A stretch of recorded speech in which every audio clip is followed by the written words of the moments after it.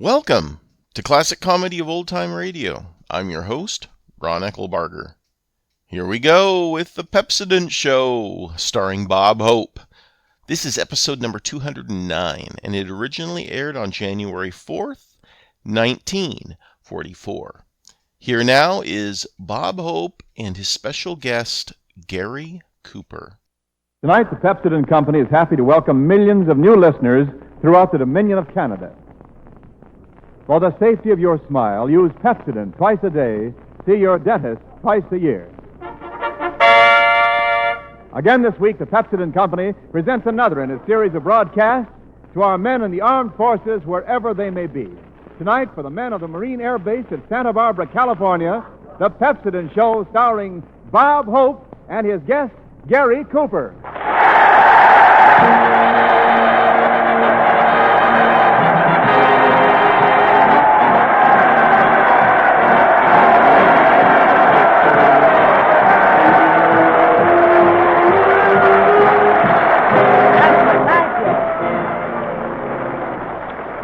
Thank you. This is Bob broadcasting from the Marine Air Corps Base at Santa Barbara, Hope.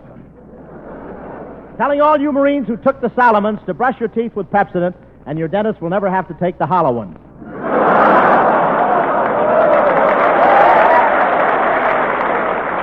Well, here we are at Santa Barbara. That's an old Spanish phrase meaning let's get the furlough out of here.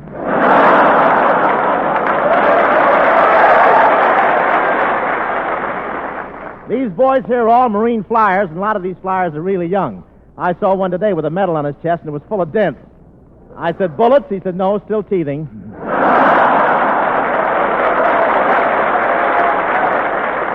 But they have to be real flyers because torpedo bomber pilots always go in close to the target to make sure of getting a hit. I can't say how close, but they're the only ones who can sink an enemy ship and spit in the captain's eye at the same time.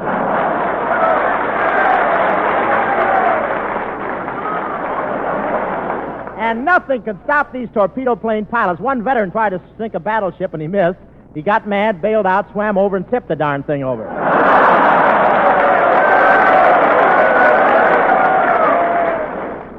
I went out on New Year's Eve with a couple of Marines here, and even though every place was jammed, we had no trouble getting a table. You should have seen those Marines establish a beachhead at the ringside.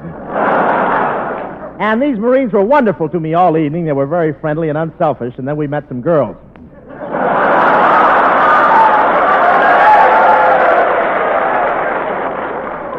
But they got me a girl that was really beautiful. She looks like she dropped right out of heaven and her parachute failed to open.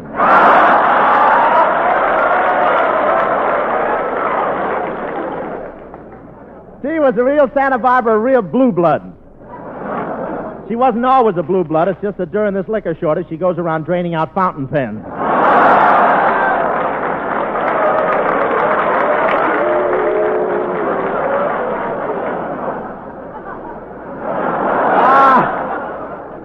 But she was beautiful. She had Hedy Lamar's eyes, Paulette got his hair, and Veronica Lake's teeth. Trouble is, she has to return them by Thursday. The boys told me she was a pin-up girl. Every time I looked at her pins, I gave up. But most of these Santa Barbara girls are hit parade conscious. You kiss them Sunday, Monday, and you got to support them always.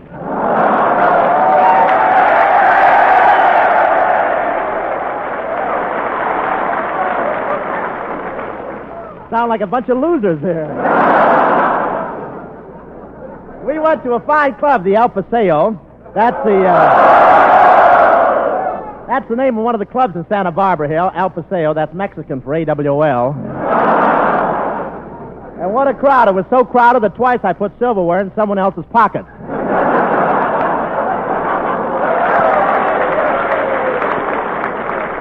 The liquor shortage is really getting bad, though. I noticed one fellow sitting at a table next to mine who hiccuped 3 times and was immediately picked up on suspicion of hoarding. This liquor shortage is really bad. Just to give you an idea how bad it is, I saw W.C. Fields walking down the street today, and he was walking. And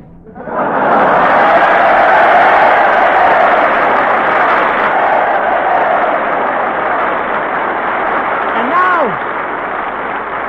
thank you, fellas. Now, here's the man who really celebrated the New Year, Professor Colonna. Come on, Professor. Coming.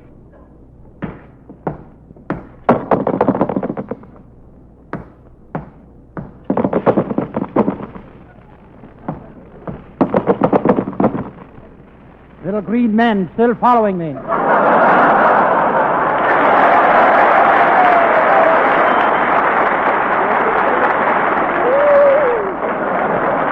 Tell me, Professor, what did you do New Year's Eve? Well, Hope, this year I conducted myself very circumspectly and devoted the entire evening to the unequivocal contemplation of and satiation of my reflex motor ganglia and my intrinsically morphographical nature. What's that mean? That's stinko.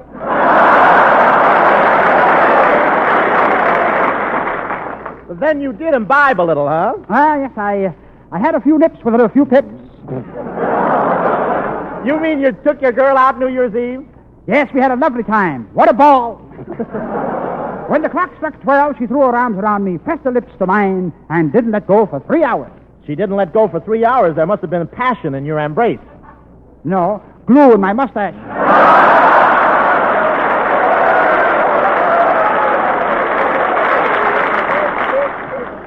Then we went to the Palladium and danced till the cows came home. Then I left my girl and danced with a cow.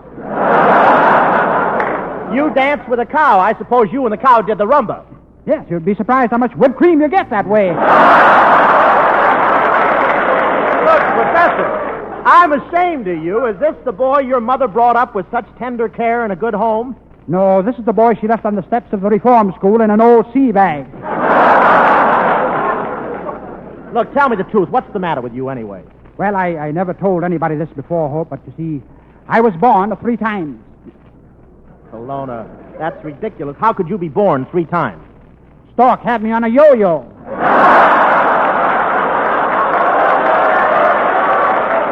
Well, Professor, would you care to peer into the mists of the future and make some predictions for 1944? Yes, Hope. I looked into the future. What's this? I see President Roosevelt running again. You see President Roosevelt running? What for? Eleanor forgot her suitcase.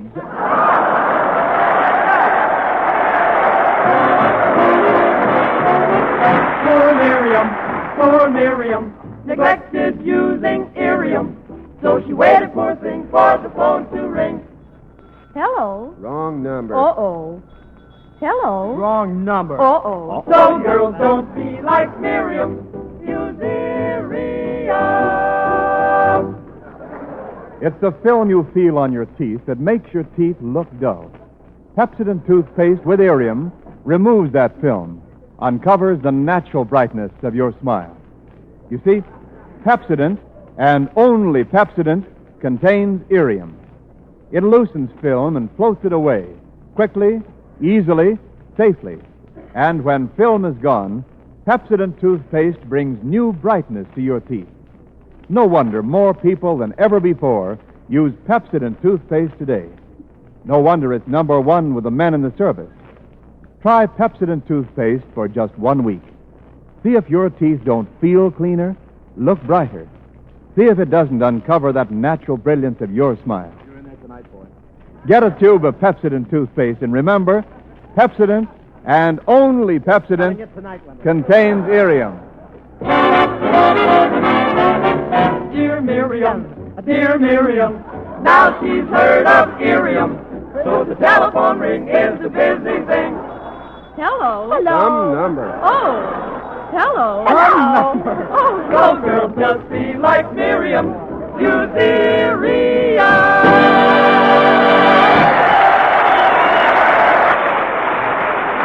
Here's Francis Langston.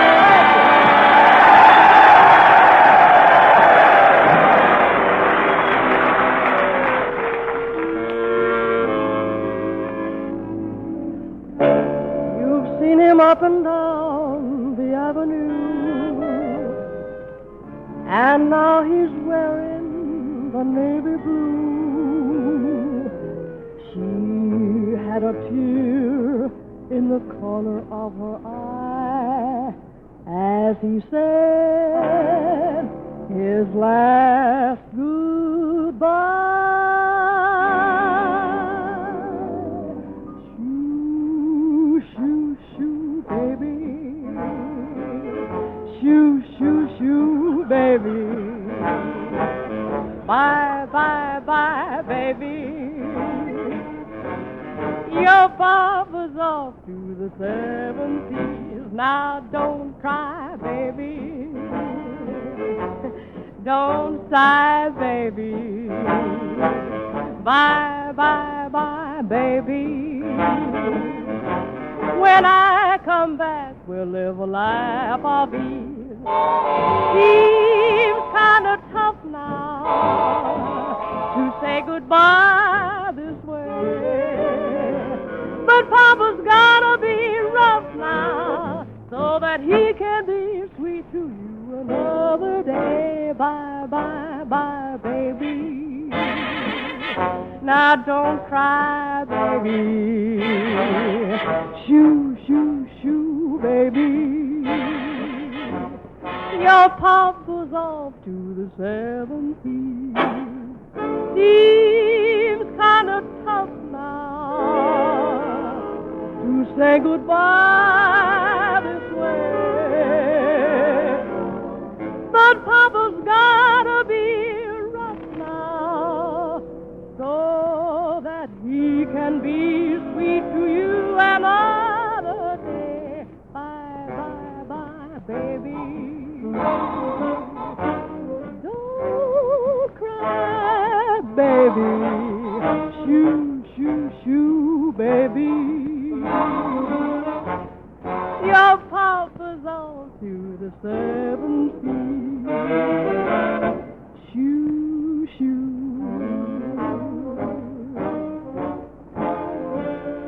Bye, bye. So long.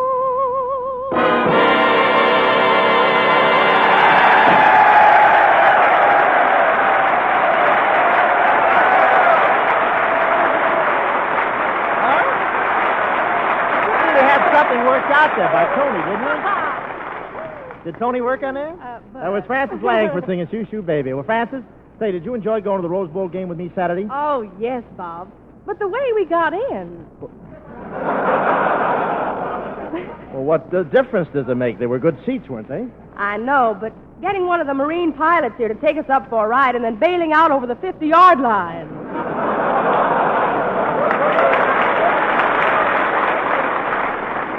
They sell tickets to the Rose Bowl game, you know.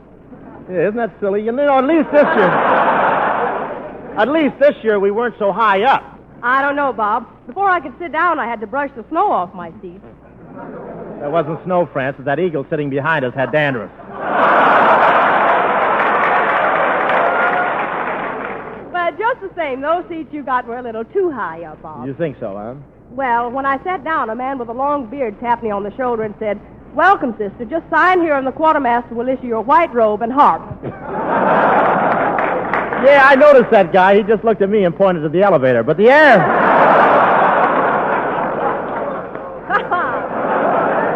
But the air was invigorating out there, wasn't it, France? Did you see the way I told that big, tough Marine to get out of my seat? Yeah, she was a sergeant, too.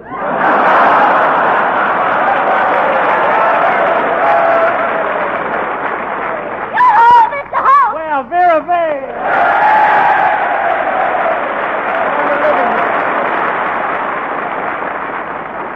Oh, my goodness, just look at all these handsome sailors. Yeah. Wait a minute. Miss Bake, please. These are not sailors. These are Marines. You better not call them sailors or they're liable to come right up here on the stage and grab you. Goodness, just look at all these handsome sailors.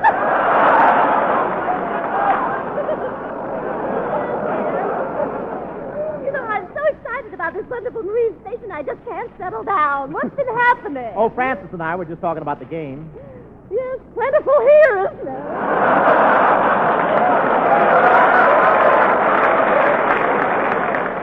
But aren't these Marines rough and tough, Mr. Hope? You know, one of them hugged me and squeezed the very breath out of me. I suppose you told him to go slower. No, I inhaled faster.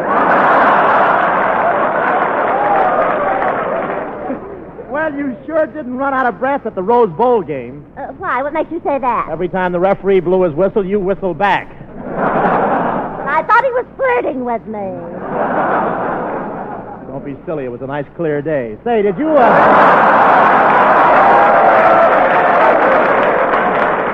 Tell me, did you have a good seat, Miss Vake? Oh, yes, I was down at one end of the field right behind the goalpost. Behind the goalpost? Well, what's so good about that? Well, it was such a novelty seeing men run toward me.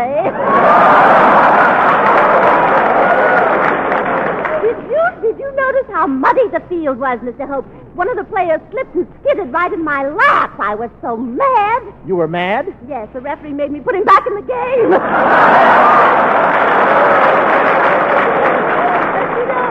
Mr. Hope, my boyfriend Waldo's a great football player. He's in the backfield. Well, Miss Vague, there are different kind of backs. What position did Waldo play? Oh, he was full. I know, but what position did he play?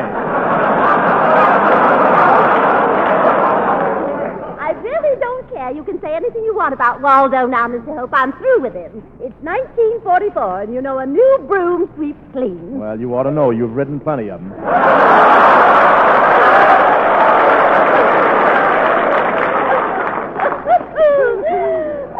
You're such a card, Mr. Hope. Why don't you mail yourself to the dead letter office?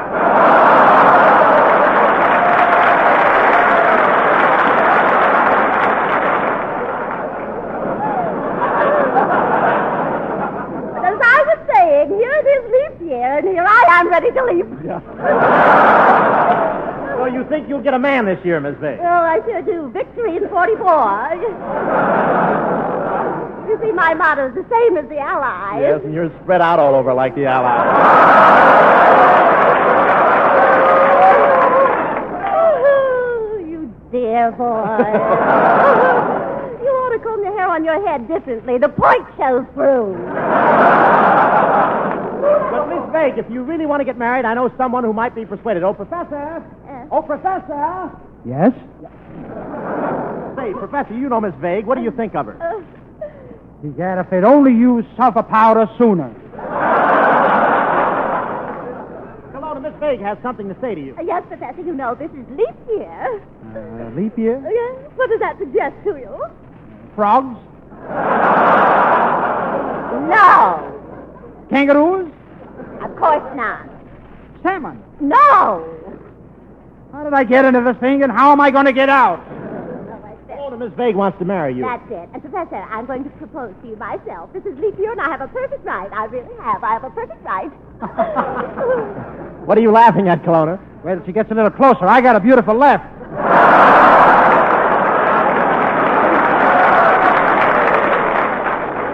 But really, Miss Vague, I can't resist you. You're so fetching. Oh, you really think I'm fetching? Yes, and if I had a stick, I'd prove it. Listen here, shrub mug. Don't you feel a little drafty when you get so close to the ocean, or have you got that hole in your head plugged up? No, really. I can't get mad at you, Professor. Here, let me run my fingers through your mustache. All right, but don't disturb the field mice.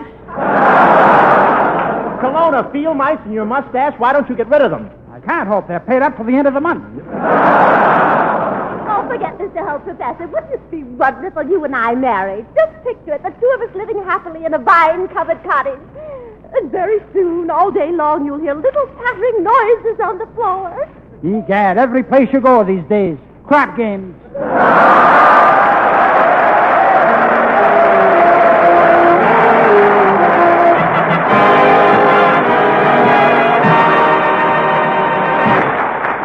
Pepsodent and only Pepsodent contains irium.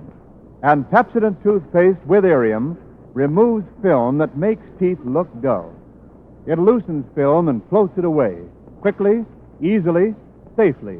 And when film is gone, Pepsodent toothpaste with irium brings new brilliance to your teeth, uncovers the natural brightness of your smile.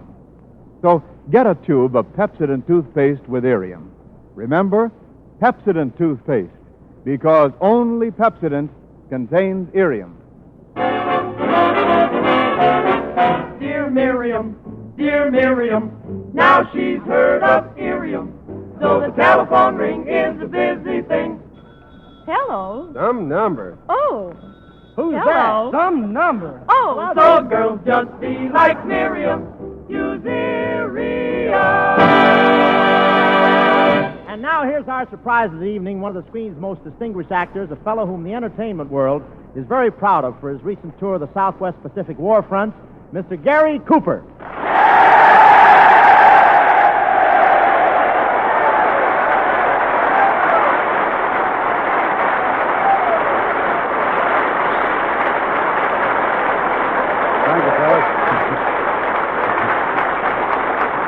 Thank you. Thank you, boys. Gary, I want to congratulate you on your great tour. Thanks, Bob. I'm glad to be back in one piece. Don't tell me that's all one piece. Say, are those your own shoulders, or did you put your coat on over a pursuit plane? What is that then? They're my own shoulders, and that better be your own nose.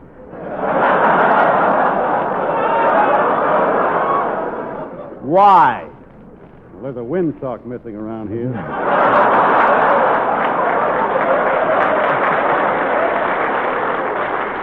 Listen, Shorty, one more crack like that, and I'll reach up and pull down your socks.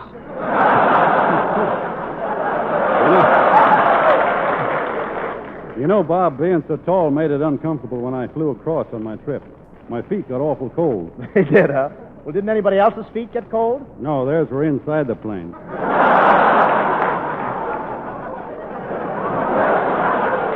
Well, say, Gary, I hear you had lunch with General MacArthur. Yeah, I did, and he's a great general, that MacArthur. He sure knows his strategy. He knows his strategy. Did he tell you his plans during dinner? No, but you should have seen the way he kept the butter down at his end of the table.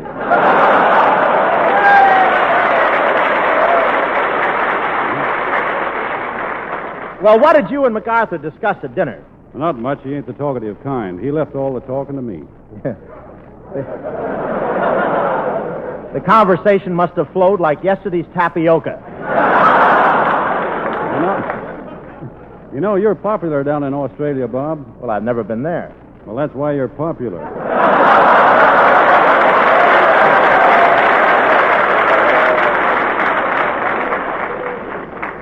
Bend over and say that to my face. Say,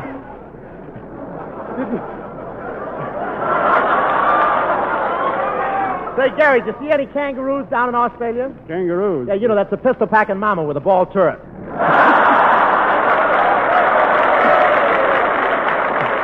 Oh, you mean one of those animals that carries its brood in a snood?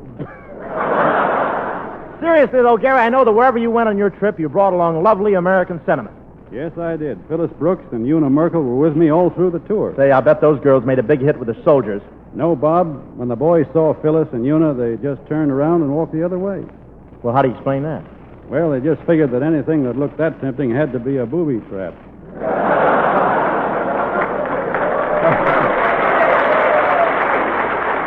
A booby trap, huh?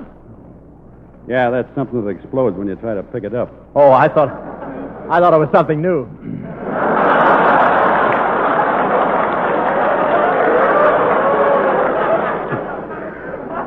Say, by the way, Gary, who is the soldier's favorite pinup girl? Betty Grable. Betty Grable. Don't the soldiers know that she's married to Harry James? Yeah, but they figure that after the war, they're going to kill all the buglers anyhow.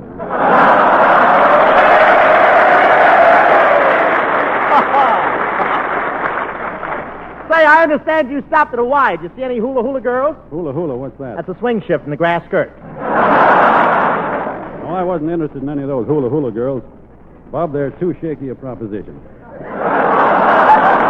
Well, say, did you see any of these Marines down there in the Southwest Pacific? Yep, and I take my hat off to the Marines, Bob. Those boys always win. Why, did you see them fighting? Yeah, and I shot craps with them, too.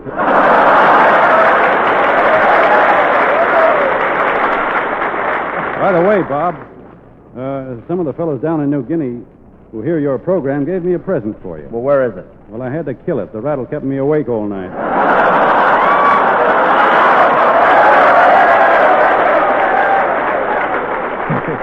Imagine giving me a rattle. Well, did you run into any of those wild natives down there? Yeah, I never saw anybody dressed so weirdly. Have you seen Crosby lately? And, Bob, I ran into some cannibals, too, and to amuse them, I showed them a picture of you. Well, what happened, Gary? Well, the chief looked at it and said, very nice. If you guarantee them all to be this fat, I'll take 4 dozen. Well, this isn't fat. It's 100% solid flab. But tell me, what did you do to entertain the troops, Gary? Well, I told jokes, and they were good jokes. That's lucky for you. It's dangerous laying an egg from that height. Yes, Bob, I was sort of an MC. First I came out and told the boys some jokes that Jack Benny gave me, and they all yelled for more. And then I told some jokes you gave me. What happened then? They just yelled. Say, well, what else did you do for the troop? Well, Bob, I sang a song. You sang a song? Boy, you must have looked like a stretched-out Sinatra.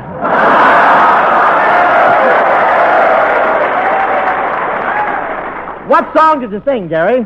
Well, it's a new song that's sweeping the South Pacific. I'd like to introduce it here before it gets around. Oh, swell. What's the name of it? Pistol Packin' Mama. New, huh? They're starting to call it Pistol Packin' Grandma. Well, load up and fire away, Gary.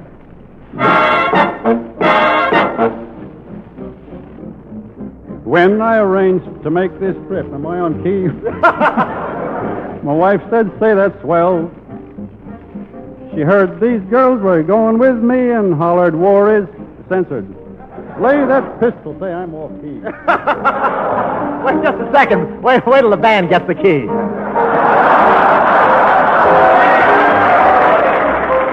it to the top. Yeah, I got her. Lay that pistol down, babe, lay that pistol down. Pistol packing mama, lay that pistol down. I lost some blood while I was there, but not to Hirohitos. I lost it mostly here and there and left plasma-filled mosquitoes. I love the trip, ain't got no blues, and suffer no remorses. Those Aussies showed me kangaroos that looked like Crosby's horses. Lay them pouches down, babes, lay them pouches down. Junior packing mamas, lay them pouches down. They hit Raboul while I was there, the Marshalls and the Gilberts. And if you think I wasn't scared, you're certainly off your filberts. Our plane soared over the open sea, the islands such as Truk, while trailing 5 miles after me was my own dear stomach. Let that airplane down, boys, now we've rocked and rolled. Set it down upon the ground before my bell gets tolled. When this war is over, boys, I'll go back there to stay. Also, I'm the biggest liar in the good old USA. Lay that pistol down, babe, lay that pistol down. Pistol packing mama, lay that pistol down.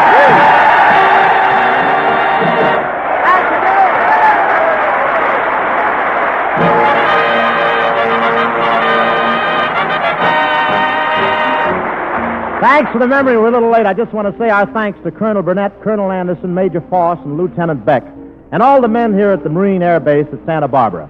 Not to be outdone by those Marine landings, our little Pepsodent commandos landed tonight in Canada. Yes, sir, tonight we begin peddling our eggs over a 21-station network from Sherbrooke, Quebec, west to Calgary, Alberta, and north to Edmonton. That's a lot of Canada to cover, but it shows how far our sponsor will go to get a bottle of Canadian Club. Seriously, it's wonderful to have you Canadians with us as listeners, and Uncle Sam feels the same way about having you with us as fighting allies. Thanks from America for the great job you're doing up there. And Gary Cooper, thanks from America for the great job you did in the Southwest Pacific. Bob, I figure I was lucky to go. You know, show people are just about the only civilians who have the privilege of going to the front. And it is a privilege, Gary. I suppose you found the guys anxious to hear from home. I'll say they're anxious. Did I tell you about the squadron of Marines? They were completely surrounded, cut off from their battalion, no hope of escape, when suddenly the bugler blew the mail call. And what happened? They trampled 500 Japs to death getting to the letters. Yeah, it's mighty important for us to keep rushing that ink bottle. But, Gary, did you find the fellas down there pretty confident? Confident? Sure. But not overconfident like the civilian who says it's in the bag, let the other dopes buy the war bond. I said it was a privilege to go to the front. If every person could go there, he'd learn that casualty lists are more vital than grocery lists. That gasoline burned in P-38 shopping for Axis planes is more vital than gas burned shopping for nylon hose. And he'd worry more about making guns and less about making money. You're on the beam there, Brother Cooper. Those fellows in the fighting racket know what it takes to win, and they know we've got what it takes. Food, gasoline, bigger production, blood plasma. Yes, sir, we've got what it takes, but no fooling folks. Let's get more of it and send more of it to those guys. Thanks again, Gary Cooper, and so long, everybody. This broadcast does not constitute an endorsement, since the Navy Department does not endorse any product. This broadcast came to you from Santa Barbara, California. This is the National Broadcasting Company. KFI, Los Angeles. Gary Cooper was born Frank James Cooper in 1901. He broke into silent films in the 1920s as a stuntman, but soon became a leading man. When talking pictures came, he became a star, and his career lasted all through Hollywood's golden age. His on-screen persona was that of the quiet, honorable, common man, as seen in Mr. Deeds Goes to Town, Meet John Doe, Sergeant York, and Pride of the Yankees. He could also be a tough man of action, like in High Noon. In fact, he won Best Actor Oscars for High Noon and Sergeant York. The Film Institute of America names him number 11 in their list of greatest male stars of the golden age of Hollywood cinema. Gary Cooper died of cancer in 1961. He was only 60 years old. Please send your questions and comments to host@classiccomedyotr.com. Come back next Wednesday for another episode of The Pepsodent Show starring Bob Hope, and check in on Friday for the next installment of The Life of Riley. Until Friday, in the words of Muhammad Ali, it's just a job. Grass grows, birds fly, waves pound the sand. I beat people up.